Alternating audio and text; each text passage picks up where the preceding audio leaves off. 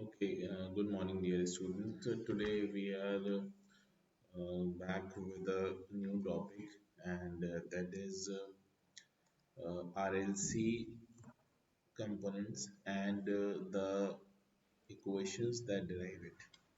So have a look at this. These are the three important elements. The first one is resistor. Okay, the second one is inductor, and third one is capacitor. So मैं दो diagram बना रहा हूँ, आप ध्यान दीजिए. Sorry.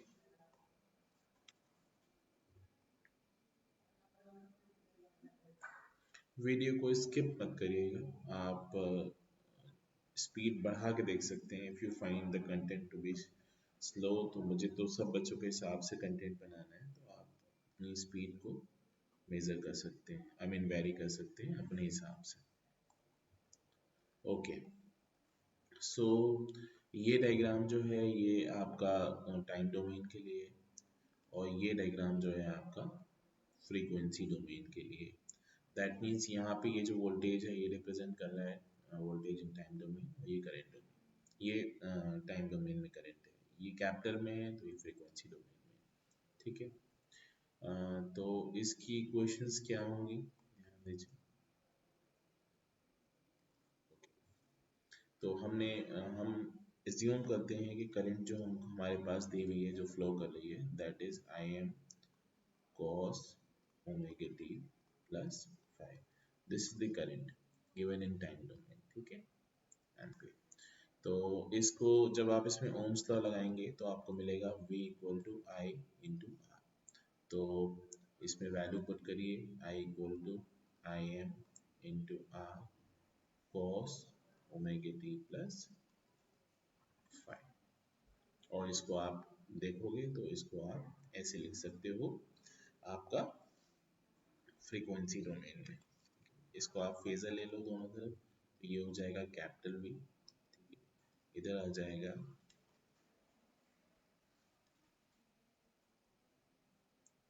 I M into R cos omega D plus five, and that is nothing but, इसको phasor में आप कन्वर्ट करो तो आप इसको लिखोगे R into I M cos omega T plus five. तो ये ऑलरेडी क्या है, ये आप जानते हो, ये करंट फेजर है. ठीक है, तो आप इसकी जगह लिख दोगे R into I. So this is the equation. This is the equation in time domain. ये equation किस में है, फ्रीक्वेंसी डोमेन में, और ये equation किस में है, टाइम डोमेन में. ठीक है.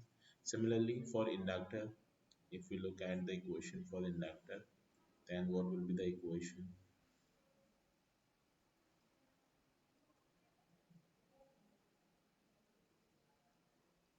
तो ये हमने डायग्राम बनाया,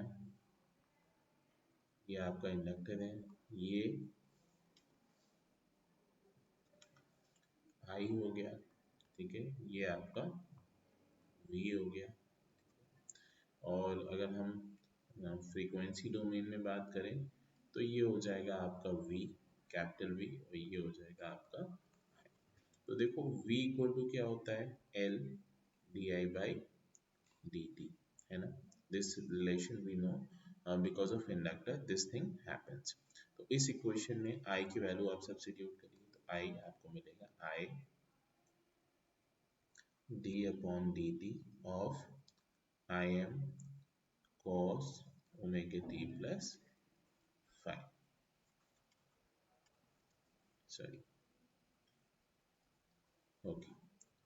तो आप इसको जब डिवाइड करेंगे, डिफरेंशिएट करेंगे, I am sorry, then you will get I M sine omega T plus five minus का, और साथ में ये ओमेगा भी आएगा.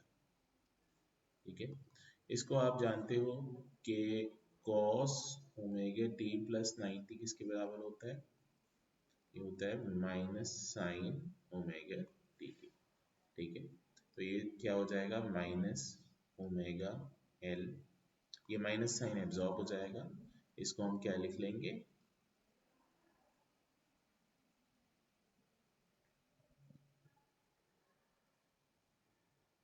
इसको हम लिख लेंगे cos omega T plus 5 plus 90 degree.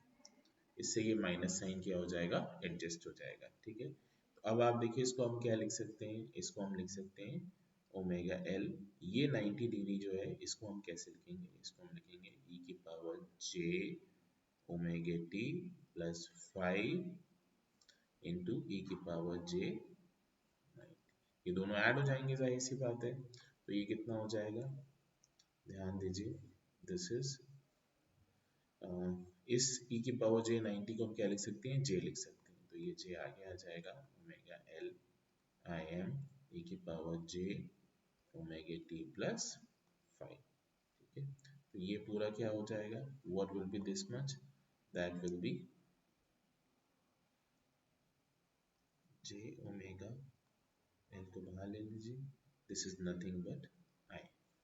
ये क्या है, आई है इन यूलर फॉर्म, क्योंकि यूलर फॉर्म में आई को कैसे लिखा जाएगा, आई एम एंगल, और या फिर इसको कैसे लिख सकते हैं, आई एम ई की power j omega T plus, sorry,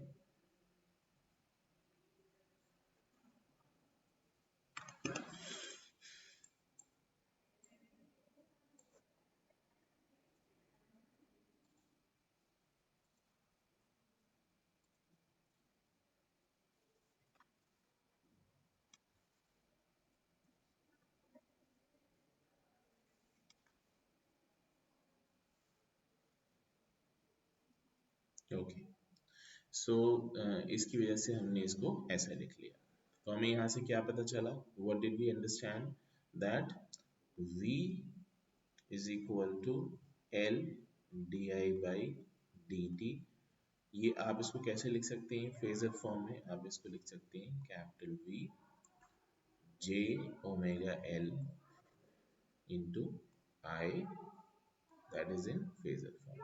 ये आप पहले भी पढ़ चुके हो कि जब आप डिफरेंशिएट करते हो तो उस डिफरेंशिएशन को हटाओगे तो फ्रीक्वेंसी डोमेन में जे ओमेगा मल्टीप्लाई हो जाएगा।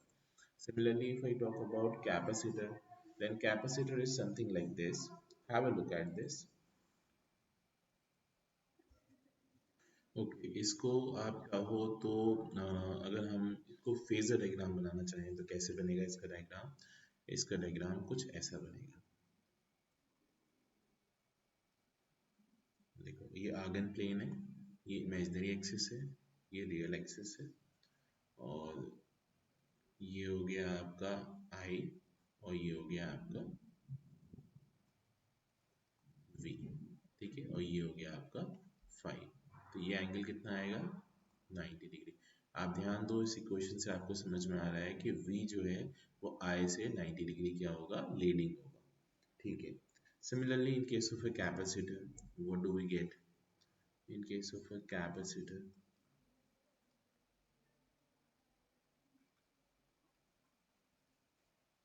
क्या इक्वेशन होगी, क्या डायग्राम होगा, capacitor is something like this. Okay, let me make two diagrams. So ये डायग्राम हो गया वी आई, और ये हो गया वी, और ये हो गया आई। ठीक है, तो ये हो गया आपका टाइम डोमेन में, और ये हो गया आपका फ्रीक्वेंसी डोमेन में। डायरेक्टली लिख रहा हूँ मैं। तो आपको पता है Q इक्वल टू क्या होता है, C इंटू वी। तो इसको डिफ्रेंशिएट करोगे तो I इक्वल टू क्या आ जाएगा, C dV ओवर dt। अब जब आप इस इक्वेशन को दोनों तरफ फ्रीक्वेंसी डोमेन में लोगे तो आपको मिलेगा I इक्वल टू C। यहाँ क्या होगा, आप डिफ्रेंशिएट कर रहे हो तो मल्टीप्लिकेशन में आ जाएगा J ओमेगा और V। So this will be the equation. That means I equal to J omega C into V। यहाँ पे I क्या है और कैपिटल V क्या है, these are phasors. This is current phasor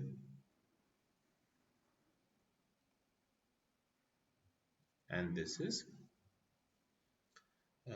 is voltage phasor। ठीक है, तो अगर आप इसका ग्राफ बनाओगे या आप इसको कह लो फेजर बनाओगे तो वो कुछ कुछ ऐसा बनेगा। ये हो गया आपका इमेजिनरी पार्ट ऑफ z और ये हो गया आपका रियल पार्ट ऑफ z। तो इसमें आई डोमिनेट करेगा, आई लीड करेगा v के ऊपर। तो आई अगर v अगर ऐसा है, v अगर ऐसा है तो आई कहाँ आएगा, यहाँ आएगा। I hope it is clear to everybody. तो ये चीज़ ध्यान देने वाली है कि अगर v ऐसा आ रहा है फाई के फेज डिफरेंस पे तो i यहाँ पे आएगा और ये एंगल कितना आएगा, 90 डिग्री। इसको याद करने के लिए आप ऐसा समझ सकते हो कि करंट और वोल्टेज में एंगल होता है 90 डिग्री का इन case of L and C। लेकिन C फॉर करंट होता है, तो कैपेसिटिव सर्किट में हमेशा करंट लीड करेगा। करंट लीड करेगा तो वोल्टेज क्या करेगा, लैग करेगा। वोल्टेज लैग करेगा। और सिमिलरली इसमें उल्टा हो जाएगा, करंट क्या करेगा, लैग करेगा। और करंट लैग करेगा तो वोल्टेज क्या करेगा, लीड करेगा। ठीक है। तो करंट और वोल्टेज का एंगल कितना होता है आइडियल कैपेसिटर और आइडियल इंडक्टर में, 90 डिग्री। ठीक है। इसको एक टेबल के फॉर्म में मैं बना रहा हूँ, आप ध्यान दीजिए। yes so I have drawn a table जिसके अंदर आर एल सी तीनों एलिमेंट्स जो बेसिक एलिमेंट्स हैं, सबसे फंडामेंटल एलिमेंट्स हैं, जिनसे ही आपका सबसे ज़्यादा वास्ता पढ़ना है। तो ये लीनियर हैं और हम लीनियर इंडक्टर, लीनियर रेजिस्टर और लीनियर कैपेसिटर के बारे में बात कर रहे हैं। ठीक है। तो देखो यहाँ पे वोल्टेज और करंट में टाइम डोमेन में ये रिलेशन है, फ्रीक्वेंसी में ये है, और इंडक्टर में ये है v equal to L D I by D T, v equal to J omega L I. ठीक है। तो जहाँ पे भी डिफरेंशिएशन है उसको आप रिप्लेस कर दोगे जे ओमेगा से, डिफरेंशिएशन को। ठीक है, ये हम पहले भी पढ़ चुके हैं, जे ओमेगा से। और अगर इंटीग्रेशन है तो उसको रिप्लेस कर दोगे वन अपॉन जे ओमेगा से। Okay, so this was all about the phasor relations. The next class we will see impedance and admittance. Thank you so much. Have a great evening.